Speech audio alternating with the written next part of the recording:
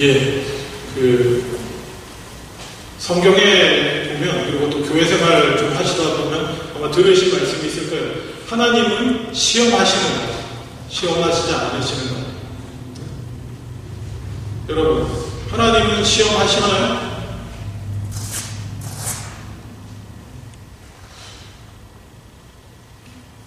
퀴즈. 하나님은 시험하십니까? 예, 성경 야고보서 1장 13절에 이런 말씀이 있죠. 사람이 시험을 받을 때에 내가 하나님께 시험을 받는다 하지 말지니 하나님은 악에게 시험을 받지도 아니하시고 친히 아무도 시험하지 아니하시느니라. 시험은 뭡니까? 그러면 시험은 시험. 그런데 말입니다. 오늘 성경에 보시면 첫 줄에 마귀에게 시험을 받으러 가셨습니다. 누가요? 예수님.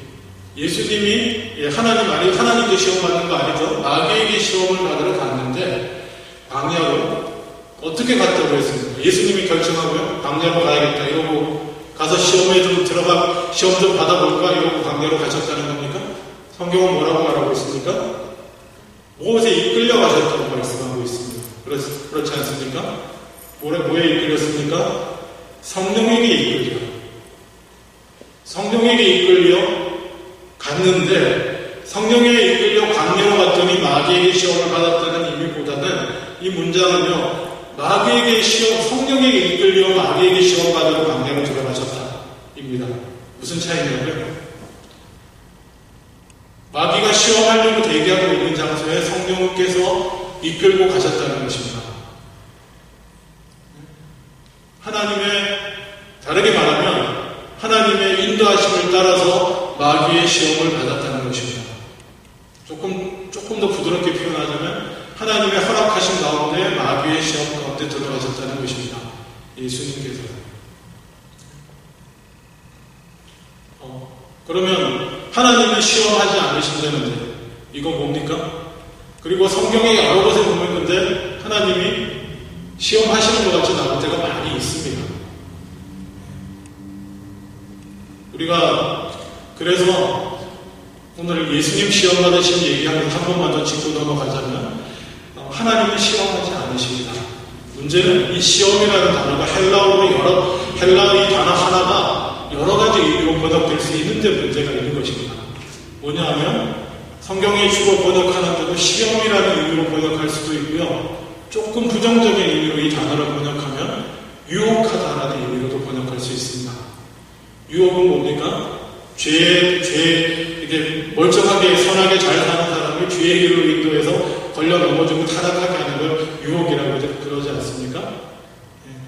그러니까 영어로 하면 이 단어 자체가 테스트라고 번역을 할 수도 있고 템프테이션이라고 번역할 수도 있게 되는 것입니다. 그래서 야고보서에서 하나님이 한국말로 그냥 시험, 특별히 유혹이라고 바꾸지 않고 이렇게 나오는데 하나님이 시험하시지 않는다라는 말은 어떤 의미겠습니까? 하나님은 유혹하지 않는다. 한국말로 이해하시길 인간을 악에 넘어뜨리기 위해서 유혹하시지 않는 분이라는 거예요. 대신 하나님은 뭐 하십니까? 테스트 하십니다. 시험을 하십니다. 테스트 하세요. 오늘 그 진리의 장면을 실제로 우리에게 딱 보여주시잖아요. 하나님이 예수님을 광야로 내놓으신 것은 죄에 걸려 넘어져서 예수님이 사역이 실패하다. 성령이 인도해서 광야로 보낸 겁니까? 아니죠. 그거 아닙니다. 분명한 사실은 뭐예요? 오히려 이 시험을 통해서 일종의 테스트죠. 테스트. 근데 사실 좀 생각해보면 하나님의 아들이 테스트가 필요합니까? 그분 자신을 위해서 필요한 테스트는 아니에요. 그분 자신을 위해서. 오히려 그분의 삶을 지켜보는 우리를 위해서 필요한 겁니다. 저분이 과연 하나님의 아들이시고 우리가 똑같은 인간 아닌가? 하나님이신가? 뭐 이런 걸 우리를 위해 필요한 겁니다. 어쨌거나 하나님은 테스트를 위해서 광야로 보내셨고 그 광야에서 이제 시험하려고 유혹하려고 기다리고 있는 존재는 누굽니까? 사탄이죠. 이걸로 설명 끝났습니다. 하나님 시험하시니까 한국말로 똑같게 느껴지겠죠. 하나님 유혹하십니까? 아니요, 하나님 유혹하지 않습니다. 하나님은 테스트할 수 있습니다. 신앙의 성장과 증명과 단련을 위해서 테스트할 수 있는데 테스트의 도구로 보통 사용되어져서 유혹하는 존재, 시험하는 존재는 누구입니까? 사탄이죠. 사탄 마귀가 시험하는 것입니다. 그렇다면 아까도 잠깐 말씀드렸다시피 예수님은 굳이 왜 시험을 받으셨습니까? 하나님의 아들이 먼저 당연하게 통과하실 것 같은데 왜 시험을 받으셨는가? 여러 가지 얘기를 많이 합니다. 첫 번째 아담, 둘째 아담 이런 상징성을 가지고 얘기하면서 첫 번째 아담, 첫 번째 인간이 사탄에게 유혹, 세 가지 항목으로 유혹받았던 것처럼 두 번째 아담이 예수 그리스도께서 또 이렇게 새로운 인간을 오셔서 이렇게 사탄의 유혹을 고치는 이런 평행적인 것으로 설명하기도 합니다만 저는 이것을 더 지지하고 싶습니다. 성경에 보시면 히브리서에 보시면 그런 말씀이 있습니다. 히브리서 2장 18절에 자기가 시험을 받아 고난을 당하셨은즉 시험 받는 자들을 능히 도우실 수 있다. 성경. 예수님이 굳이 시험을 받으신 이유가 뭐라고요? 인간으로서 굳이 인간으로서 인간의 자리에서 시험을 받은 이유가 뭐예요? 이 세상에서 진짜 이 세상에서 인간으로 사는 우리가 뭡니까? 그러한 동일한 시험을 받을 때 우리를 능히 도와주실 수 있다는 것입니다. 물론 성령으로 함께 하시면서 도우실 수도 있지만 뭡니까? 예수님이 인간의 몸을 입으시고 인간으로서 이 시험을 통과하시는 모습들을 보면서 우리는 뭐예요? 도움을 받을 수가 있는 것입니다.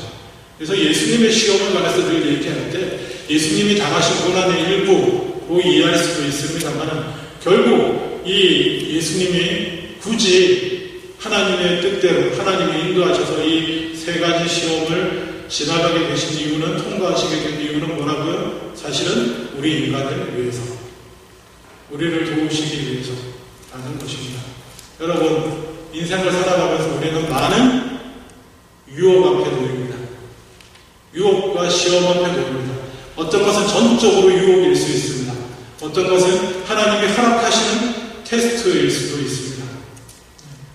어떤 것은 전적으로 야고보 사도가 말하는 것처럼 우리 안에 내 안의 죄성으로 인해서 내가 죄에 끌려서 넘어가는 유혹일 수도 있고 어떤 경우는 하나님이 이미 준비하시고 설계하신 시험일 수도 있는 것입니다. 어쨌든 간에 그것을 통과하는 것은 딱히 연약하고 죄된 우리는 힘든 일이 되는 것입니다. 그래서 주기도문에 우리는 늘 뭐라고 기도합니까? 시험을 들게 없이 그 단어도 번역하기 애매합니다. 유혹일지 테스트일지 복합적입니다.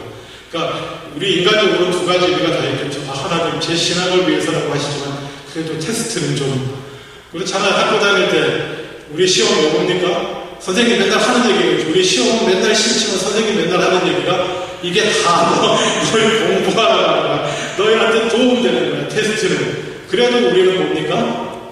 힘들고 싫잖아. 그래서 우리가 그렇게 기도하는 것은 주여 시험을 들게 하지 없이 악에서 구하시옵소서. 오히려 후반부가 유혹에 가깝지 않습니까? 악에서 구하시옵소서. 어쨌거나 그렇게 예수님은 우리를 위해서 시험을 당하셨습니다. 자, 그래서 너무나 잘 아는 얘기니까 하나씩 금방 살펴보기로 합니다. 예수님이 겪으신 첫 번째 시험이 무엇입니까? 이 또 돌들로 떡덩이가 되게 하라 라고 말씀한 사탄의 유혹의 첫 번째가 돌을 떡으로 만들라는 것입니다. 여러 가지 배경이 있습니다. 잘 알다시피 광야로 가셔서 40일 동안 금식하시고 많이 육신이 지친 가운데 특별히 배고픈 가운데 여러분 한 두 끼만 굶어보셔도 실감하실 수 있죠. 정말 뭐든지 먹을 걸로 보여요. 아마 예수님도 길가에 흐르는 뺀질뺀질한 돌멩이도 이게 떡 같아 보이셨을 수도 있을 정도로 아마 배고프셨을 것입니다. 그리고 우리 다 알다시피 몸이 힘들면 안 될 경우도 있지만 대체로 몸이 피곤하고 힘들면 영적으로도 힘듭니다. 우리의 경계가 풀어지고 죄를 통제하던 우리의 의지도 약해지고 흔들리기도 합니다. 그럴 때 예수님도 마찬가지셨던 것 같아요. 그래서 마귀가 그 틈을 노리고 유혹합니다. 어떤 유혹이냐? 네가 만약 하나님의 아들이면 이 돌을 떡으로 만들어서 한번 네가 하나님의 아들인 걸 증명해 봐라는 것입니다. 물론 이 의미는 배고프면 네가 돌을 떡으로 만들어서 먹어 라는 의미도 있지만 사실은 예수님이 그런 단순히 사탄이 유혹하는 것이 배고프면 네가 하나님의 아들이면 능력을 발휘해서 괜히 그 육신 있고 고생하지 말고 돌을 떡으로 바꿔 먹으면 되지 않냐 수준의 문제가 아니었던 것입니다. 어떤 사탄은 어떤 도전을 하고 있냐면 너 잠깐 와서 봤잖아. 응? 지금 여기 살고 있는 이 땅의 사람들에게 가장 필요한 게 뭘 것 같니? 우리가 성경 곳곳에서 잘 알 수 있지 않습니까? 예수님을 막 따라다니던 사람들이 예수님의 기적과 말씀을 들으러 쫓아다니던 사람들이 이제 밥 먹을 때가 됐는데 배고파가지고 그래서 어떡할까요? 뭐 이런 얘기 하다가 저기 먹을 거 구하러 다 보내고 계속 하시죠. 뭐 제자들이 이런 얘기하니까 예수님이 하시는 대표적인 얘기가 있지 않습니까? 왜 예수님 왜 안 보내세요? 먹을 거 구하러 가다가 굶으시죠. 여러분 이게 상상이 되십니까? 우리가 예수님 따라다니면서 말씀 듣고 막 이러다가 끼는 때가 됐는데 먹을 걸 먹어야 되는데 먹어야 돼 살잖아요. 근데 먹을 걸 구하러 가다가 지쳐서 쓰러질 정도로 굶어 죽을 수도 있는 그래서 그것을 주님이 걱정하시고 보낼 수 없다라고 말씀하시는 성경에 나옵니다. 사람들이 그런 기하선상에 그 당시 일반 백성을 기하선상에 사는 그런 상황 가운데 정말 네가 하나님의 아들이면 사람들한테 필요한 게 뭔지 모르겠냐? 당장 이 돌들 다 빵으로 만들어서 사람들 먹여보면 네가 가만히 있어도 너를 하나님의 아들로 아니 왕으로 만유의 주님으로 모시고 떠받들고 다 네 말 들을 거야. 네가 하는 것들은 다 할 거야.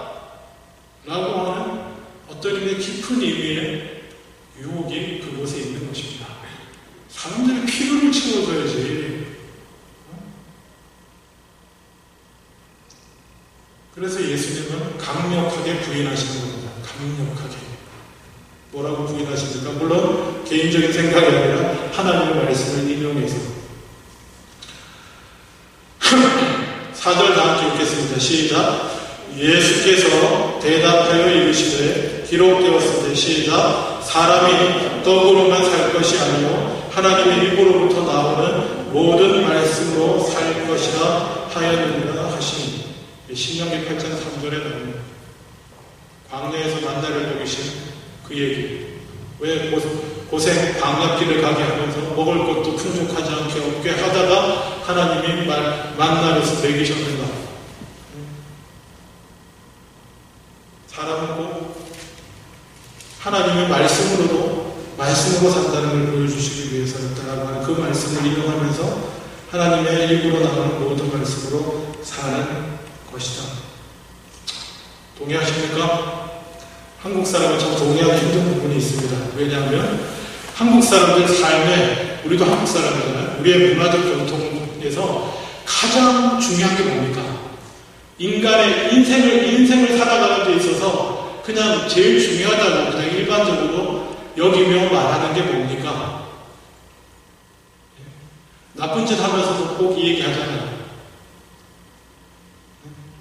어떤 비리와 잘못을 저지르면서 꼭 하는 얘기 있잖아요. 뭐라고 말합니까? 도둑놈도 도둑질하면서 얘기 꼭 합니다. 무슨 얘기야? 목구멍이 포도청이야. 예? 괜찮아요. 도둑질하면서 그 얘기 합니다. 자기 합리화로. 목구멍이 포도청이다. 또 오늘날에 이게 살짝 바뀌어서 뭐예요? 다 먹고 살자고 하는 짓인데 먹고 살려다 보니 세상이 그렇습니다. 옛날에 기아선상에 있을 때도 그랬는데 이제 오늘날 기아선상에 서 있는 한국 아직도 세계에는 그런 사람들이 많이 있습니다. 그럼에도 불구하고 여기 와 있는 저와 여러분 기아선상에 서 있습니까? 그렇지 않습니다. 오히려 먹을 게 넘쳐나서 칼로리가 항상 넘치는 인생을 살고 있어요. 그래서 어떻게 하면 몸에 쟁여놓고 칼로리를 좀 뺄까 고민하면서 하는데 그럼에도 불구하고 우리는 입에 달고 삽니다. 뭘 입에 달고 삽니까? 목구멍이 포도청이라. 다 먹고 살아야죠. 그렇습니까? 이게 죄된 인간의, 하나님 없는 인간의 본능이에요. 그리고 또 뭡니까?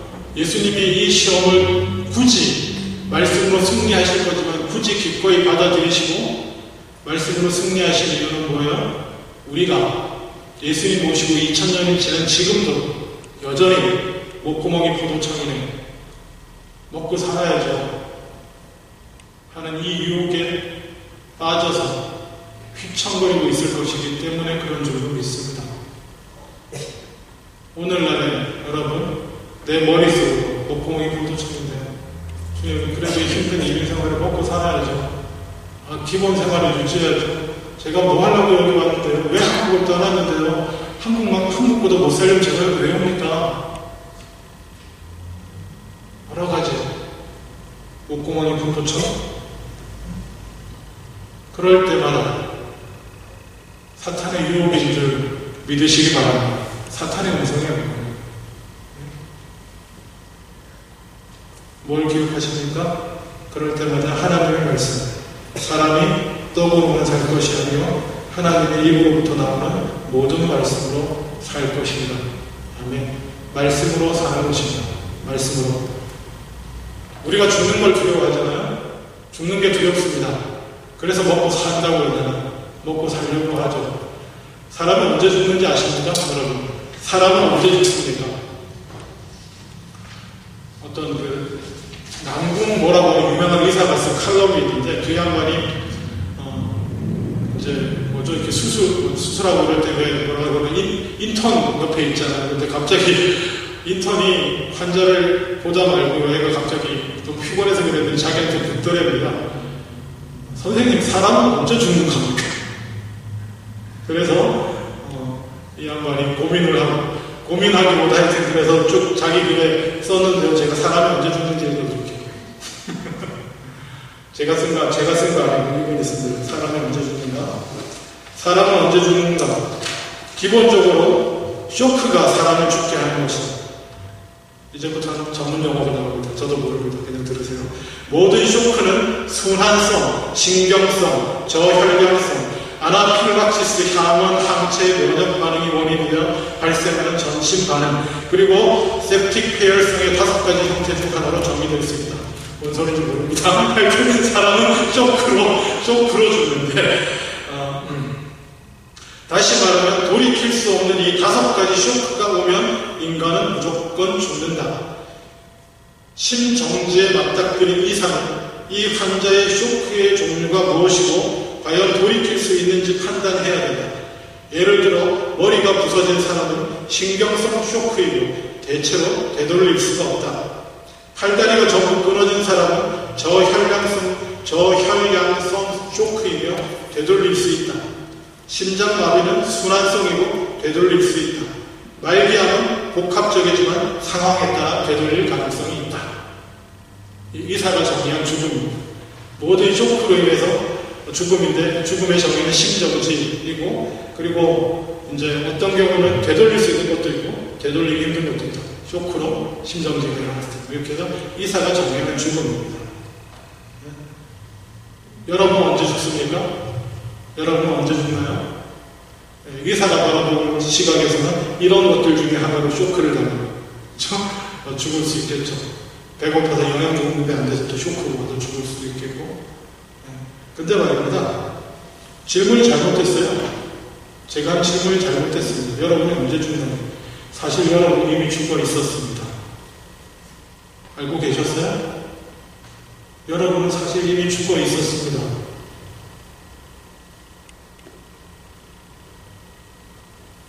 여러분, 제가 또 잠깐 말씀드렸는데, 퀴즈. 꽃꽂이한 꽃 있잖아요. 꽃꽂이한 꽃, 예쁘게 꽃꽂이한 꽃. 그 꽃이 살아있습니까? 죽었습니까? 죽어 있습니까? 예? 죽었잖아요. 근데 그 꽃은 뭐하고 있습니까? 살아있는 척 하잖아요. 그리고 살아있는 척을 유지하기 위해서 뭐 합니까? 물 빨아들이잖아요. 계속 그 살아있는 척 하려고 그렇잖아요. 이미 뿌리에서 끊겨 나와서 죽어버려요.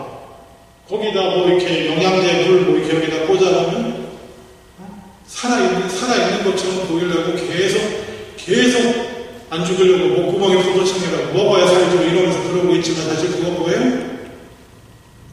그냥 죽어가는 거예요. 이미 죽었어요. 이미. 혹시 그냥 쓸데없는 만화 얘기는 하지 말자. 너는 이미 죽어있다. 그런데 유명한 대사인데. 너 아니야? 제가? 이미 죽어있어요. 이미. 모르셨으면 생각하시기 바랍니다. 우린 이미 죽었었는데, 지금은 좀 다릅니다. 예수를 믿음으로 어떻게 해요? 영원한 생명의 능력 되시는, 영생의 능력 되시는 하나님께로부터 떨어져 나가서 첫 번째 아담과 그 인간이 하나님으로부터 스스로 범죄하고 떨어져 나옴으로 죽었는데, 죽은 상태예요. 그래서 나는 태어나는 애들이 모두 뭐예요? 죽은 상태, 죄 아래에 있다는 거예요. 끊어진 상태로 태어나는 거예요. 그게 원죄인 거예요. 죽어 있었는데 예수 그리스도로 인해서 뭐예요? 예수를 믿음으로 성령이 우리 안에 오셔서 어떻게? 다시 그 영원한 생명, 영원한 생명의 능력이신 하나님께로 뿌리가 다시 간 겁니다. 이런 걸 뭐라고 그래요? 꺾꽂이라고 해야 되나? 뭐 하여튼 그 중에 가지 잘라가지고 땅에 꽂으면 사는 거 있잖아요. 그냥 두면 아무리 불면에도 죽지만 땅에 꽂으면 삽니다. 우리가 구원받았다는 건 그런 의미예요. 원래 죽었었는데 이제 영원한 생명이신 예수 그리스도께로 다시 붙어서 가지가 나무에 붙으면 다르잖아요. 붙어서 열매도 맺을 수 있는 그런 삶으로 전환된 것이 우리라는 사실을 기억하실 수 있기를 원합니다. 그래서 사람은 떡으로 사는 게 아닙니다. 아무리 좋은 거, 영양가 있는 거, 칼로리 높은 거, 맛있는 거 아무리 먹어도 아까 말씀드렸죠. 말씀으로 하나님께, 말씀을 믿음으로 하나님께 연결되어 있지 않고, 그래서 날마다 말씀을 먹으며 살지 않는 인생은 이미 죽어있는 인생입니다. 이미 죽어있는 인생이에요. 예수님 말씀하시는 사람이 떡으로 사는 게 아니에요. 떡으로 사는 척 하는 것일 뿐이고, 진정으로 사는 건 뭐예요? 하나님의 말씀으로 사는 줄로 믿습니다. 그런 유혹이 여러분에 다가올 때가 옆에 아무도 없는데 누군가가 계속 목구멍이 포도청이야. 먹고 살아야지. 그럴 때마다 여러분 외치시기 바랍니다. 사람이 떡으로만 사는 거예요. 떡으로는 사는 척 하는 것일 뿐이다. 이것이 첫 번째 우리를 위해 당하신 주님의 시험이 우리에게 주시는 것입니다. 첫 번째가 이렇게 길어가지고 두 개, 세 개 먼저 할지 모르겠는데 잠깐만요. 벌써 3시네요. 두 번째, 세 번째까지 빨리 진행하겠습니다. 두 번째는 뭡니까? 이에 마귀가 예수를 성전으로 데리고 올라 거룩한 성으로 데려다가 성전 꼭대기에 세우고 만일 하나님의 아들이면 뛰어내리라고 합니다. 뛰어내리라. 역시 복합적인 의미가 이 안에 들어있습니다. 복합적인 의미. 뛰어내려서 뭐예요? 천사들이 받쳐져서 살면 사람들이 얼마나 네가 하나님의 아들이라고 그대로 인정하지 않겠나? 다 하나님의 아들인 줄 믿고 따르지 않겠나? 네가 아무리 뭐 해석하고 설명하고 할 필요도 없고 그렇다는 그런 부분이 일단 들어있습니다. 그리고 또 하나 여기서 이제 마귀는 놀랍게도 말씀을 교묘하게 왜곡하는데 그가 인용한 시편 91편은 11절, 12절을 같이 봐야 되는데 마귀는 12절만 얘기하고 있어요. 11절, 12절 제가 그냥 읽어드릴게요. 시편 91편 11절, 12절 그가 너를 위하여 그의 천사들을 명령하사 내 모든 길에서 너를 지키게 하시리라. 그 천사들이 그들의 손으로 너를 붙들어 발이 돌에 부딪히지 아니하게 하리로다. 이게 무슨 얘기입니까? 원래 이 본문은 비유로 가르치고 있는 거예요. 뭘로? 천사, 네 모든 길에서, 네 인생의 길에서 여기서 또 특별히 발이 돌에 부딪히지 않게 한다는 건 뭡니까? 그냥 비유로 아니고 그냥 직접적인 걸로 직접적인 걸로 이해를 한다고 해도 이건 길 가다가 돌불에 걸려 넘어지는 걸 말하는 겁니다. 성전에서 뛰어내려도 발이 돌에 안 닿는다 이런 얘기가 아니에요. 여러분 그렇게 하시면 혹시 마귀가 의도한 대로 그렇게 이해하고 계셨습니까? 지금까지? 아니요. 원래 시편 말씀은 그거 아니에요. 네 인생길에 천사들을 보내서 도우사 네가 돌부리에 걸려 넘어지지 않게 하겠다. 하나님이 그런 축복을 약속하시는 거예요. 그건데 그게 왜 갑자기 성전에서 뛰어내려도 안 죽고 발에 돌에 안 닿고 사는 갑자기 본문이 돼가지고 그걸로 하나님 그러신다고 했으니까 네가 정말 하나님의 아들이고 그래서 하나님이 너하고 함께 하신다면 하나님 그렇게 해주시지 않겠니? 해봐! 그리고 이게 훨씬 쉬운 길이야 라고 유혹한 것입니다. 그래서 가끔 이 비유를 가지고 예수님의 답변을 약간 이해하기 어려워하시는 분들이 있는데요. 예수님이 이러한 사탄의 유혹에 대해서 뭐라고 말씀을 이용해서 얘기하십니까? 하나님을 시험하지 말라고 말씀하시잖아요. 그렇죠? 하나님을 시험하지 말라. 이게 어떤 의미일 것 같습니까? 그럼 하나님을 시험한다는 게 어떤 의미인지 이해하셔야 되는데 시간 관계상 간단하게 말씀하겠습니다. 예를 들면 하나님은 우리에게 은혜를 베푸셨습니까? 안 베푸셨습니까? 우리 인생 가운데 우리 영혼을 구원하시고 여기까지 살아오는 동안 우리의 죄악대로 다 벌하지 아니하시고 그죠? 또 우리의 연약한 대로 우리의 잘못된 결정대로 하다가 망하지 않게 하시고 살리고 돌보시고 붙들어가지고 있고 이곳까지 인도해 주신 크신 은혜가 있잖아요. 근데 뭐라고? 하나님이 시험한다는 이런 겁니다.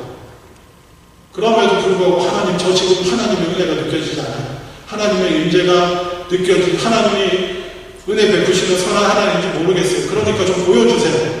보여주시되 내가 원하는 방향으로 이 문제를 해결해 주셔야. 지금 제가 이게 지금 목구멍에 부도청이라 이 문제에 걸려 있는데 하나님이 이거 해결해 주시면 하나님이 저와 함께 하시는 줄 믿겠습니다. 알 것 같습니다. 라고 말하는 게 하나님을 시험하는 겁니다. 하나님을 시험하는 겁니다.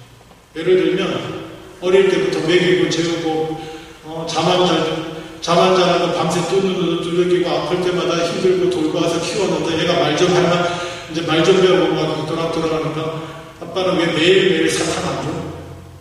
난 사랑 안 하나 봐. 그러면서 막 그러는 아빠 오늘 날마다 나한테 사탕 2개씩 주지 않으면 아빠는 날 사랑하는 게 아니야. 사탕을 주면 내가 아빠가 나 사랑하는지 알겠어. 이런 딸내미나 아들내미가 있으면 귀엽다고 그냥 주지 마십시오.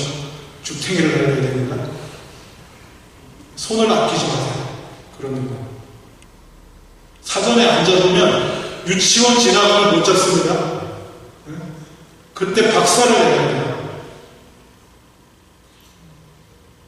그게 하나님을 시험하는 겁니다. 하나님을 시험하는 겁니다.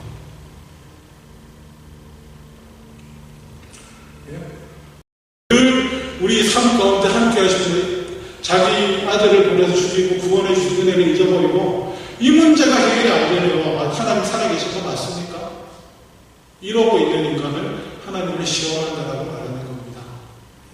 그것도 어디서 주워들은 이상한 성경만 자기가 사탄은 안 하는 일이지 자기 스스로 해요. 두드리라 그러면 열리고 구하면 주신다고 하지 않았습니까? 이러면서 성경 잘 보세요. 그게 뭐 네가 원하는 거 아무거나 준다는 얘기인 줄 아십니까? 그게? 주님 믿는 자에게 넣지 못함이 없는 줄로 한다고 하지 않으셨습니까? 성경 잘 읽으세요.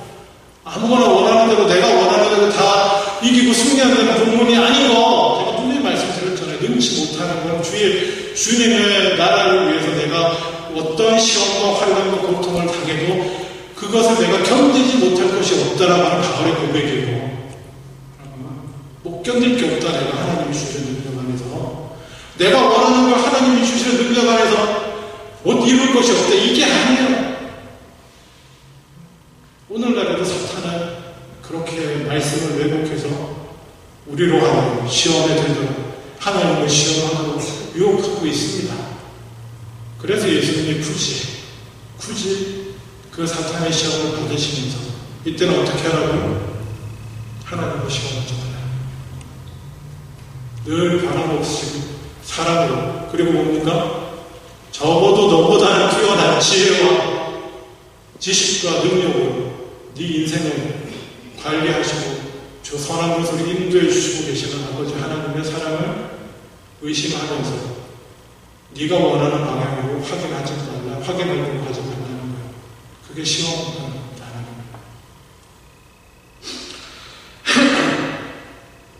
그리고 제가 볼 때 예수님이 가장 어떻게 보면 어려웠을 수도 있다, 인간적으로 한 그 시험이 세 번째라고 생각합니다. 세 번째 시험이 뭡니까? 8절에 마귀가 또 그를 데리고 지극히 높은 산으로 가서 천하만국과 그 영광을 보여 이르되 만일 내게 엎드려 경배하면 이 모든 것을 내게 준다. 이게 제일 어렵지 않았을까? 예, 기억하시겠지만 예수님이 이 땅에 오신 이유가 뭡니까?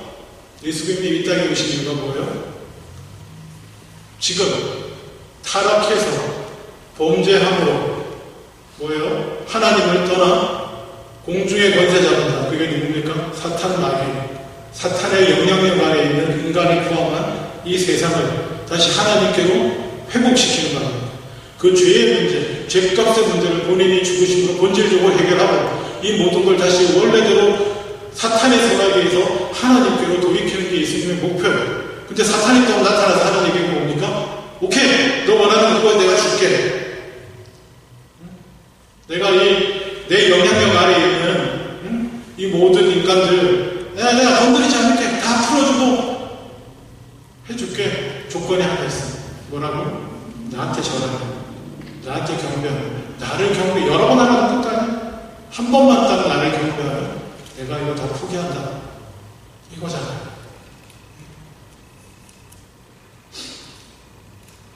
그래서 그런지 예수님은 여기에 대해서 이렇게 처음에 말씀하십니다. 뭐라고요? 사탄아 물러가라.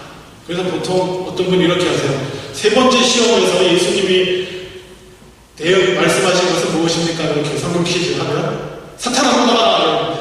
이렇게 세 번째 말씀하셨다. 아닙니다. 아니에요. 예수님은 모든 시험을 뭐요? 말씀을 인용해서 대응하셨어요. 그리고 이 세 번째 대응은 뭡니까? 주 너의 하나님께 경배하고 다만 그를 섬기라. 신명기 6장 13절. 이게 예수님의 답입니다. 마지막에는 열받으셔가지고 여러 가지 말씀 인용에 궁하셔서 사탄아 불러가라 소리치고 쫓아냈다. 이렇게 이해하시면 안 됩니다. 마지막의 답변은 역시 성경이에요. 주 하나님을 경배하라고 주셨다는 겁니다. 쉽지 않습니다. 우리 인간은 이런 유혹에 늘 쉬운 방법을 찾습니다. 그래서 또 유명한 말씀이 있죠. 뭐예요? 공장 두께 매지고. 그렇죠? 어차피 하나님 나라 일이지만 이러려고 하는 거 아닙니까? 이러자고 하는 거 아닙니까? 목사님, 어차피 교회 부흥하자고 하는 일이고, 교회 부흥이 별 겁니까? 사람 많이 오면 되지. 네? 사람 많이 오면 헌금 많이 나오고. 그러면 또 다 이렇게 큰 일도 하고, 주님을 위해서. 네? 그런 거 아닙니까? 그렇습니까? 공장 두께 맵니까? 네? 한 방에 원래 하나님이 원하셨던 뜻을 다 이룰 수 있으면 사탄에게 절해도 되는 겁니까? 그럴 수 없다라는 것입니다. 예수님 말씀이. 아니 이게 훨씬 잘 생각해봐. 네가 있잖아 수치와 고통 당하지 않아도 돼. 채찍이 안 맞아도 되고 벌거 먹혀고 십자가에 안 먹혀도 될까? 사람들한테 조롱 안 받아도 되고 욕하는 소리 안 들어도 될까? 내가 포기하기도 돼. 그냥 나한테 저런 것만 하면 끝나는 거야. 그럴 수 없다. 무슨 일이 있어도 그것이 설령 온 인류를 한 번에 구원할 수 있는 일이라고 해도 사탄 마귀에 저럴 수는 없다. 그건 하나님의 방법이 아니고 그럴 수 없다라고 하는 것이 주님의 뜻인 줄로 믿습니다. 말씀을 읽겠습니다. 이게 가장 힘듭니다. 네. 여러분, 근데 한 가지 기억하실 것은 시험 당하는 것은 죄가 아닙니다. 하나님이 시험하실 수도 있습니다. 하나님이 시험하시기 때문에. 그리고 근데 이제 유혹에 넘어가서 그 유혹에 혹해서 넘어가면 그때부터 죄로 발생하는 것입니다. 그래서 루터가 유명한 얘기 제가 맨날 말씀드리잖아요. 사람이 머리 위로 새가 날아다니는 거 어떻게 할 수 없어요. 근데 뭔 막을 수 있습니까? 그 새가 내 머리한테 둥지를 트는 건 막을 수 있습니다. 그걸 안 하면 범죄하는 거죠. 범죄하는 건데 어쨌거나 근데 그래서 우리가 시험 늘 영적인 다른 존재들이 우리를 시험합니다. 시험하고 넘어뜨리려고 노리고 있는데 그때마다 예수님의 시험이 도움이 되시기를 주님의 이름으로 축원합니다. 적어도 이 세 가지 시험에서만큼은 승리하실 수 있기를. 목구멍이 고도진 게 아니고 우리는 이미 죽었고 우리가 사는 길은 오직 말씀으로 사는 길이고 죽었었는데 말씀으로 살게 되는 것이고 하나님을 시험하지 말라. 그것도 내가 원하는 방향으로 안 이루어주시면 하나님 반드시를 놓쳐줘. 그렇게 하나님을 시험하지 말고 또 아무리 그게 주님의 나라, 주님의 뜻을 쉽게 빠르게 더 크게 이룰 수 있는 일이라고 할지라도 그렇게 보인다고 할지라도 사탄에게 전할 수는 없습니다. 그리고 또 하나 반드시 알아야 될 것은요. 사탄을 가리킬 때 표현하는 말이 있습니다. 사탄은 진리의 영인가요? 거짓의 영인가요? 거짓의 영입니다. 세 번째 유혹 같은 경우 야 이렇게 하면 확실해. 이거 다 잘 되는 거야. 또 예수님한테도 사탄이 거짓말 할 수 있을까요? 없을까요? 할 수 있습니다. 나한테 잘하면 다 줄게. 혹시 그럴 일은 없겠지만 예수님이 전했어요. 사탄이 줄 것 같습니까? 넌 사탄을 믿냐? 이렇게 되는 거죠. 마찬가지로 사탄의 유혹은 다 거짓말입니다. 그러면 될 것 같죠? 아니요. 다 망하는 길입니다. 내가 망하고 내 믿음도 떨어지고 하는 길이니 결코 흔들리지 않는 저와 여러분 다 되실 수 있기를 주님의 이름으로 축원합니다. 기도하겠습니다.